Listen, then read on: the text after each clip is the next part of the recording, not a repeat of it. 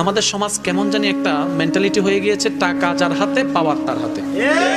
টাকা যদি ছোট ভাইও কামাই, বড় ভাইয়ের দাম কিন্তু সমাজে পরিবার আর দেয় না। ওই বড় ভাইকে, বড় ভাইয়ের বউকে আর কিন্তু সমাজে মূল্যায়ন করে না। সবাই কেমন জানো ওই যে টাকা কামায় তার প্রতি একটা জিনিস থাকে, এটা বেইনসাফি, এটা বড় বড় বেইনসাফি, জিনিসটা ঠিক নয়, এটা আল্লাহ নারাজ হয়ে যায়। আমি শ্রদ্ধার সাথে বলি, সন্তান টাকা কামানো শুরু করেছে, এবার বাবা অবসরে গিয়েছে, কিংবা দোকান ছিল, ব্যবসা ছিল, সন্তানদের করে দিয়েছে, এবার বাবা রেস্টে গিয়েছে। এবার সেই বাবাকে ভিক্ষুকের মতো হাত পেতে থাকতে হয়। সে বাবার বড় গলায় কথা বলতে পারে না, ডাক দিতে পারে না, কারণ বাবার ভিতরে একটা কাজ করে, ওরা তো বড় হয়েছে। আমি শ্রদ্ধার সাথে একটা কথা বলি, সন্তান যতই বড় হোক, যতই কোটিপতি হোক, কখনোই মা বাবার চাইতে বড় হয় নাই, হতে পারবে না, হতে পারবে না।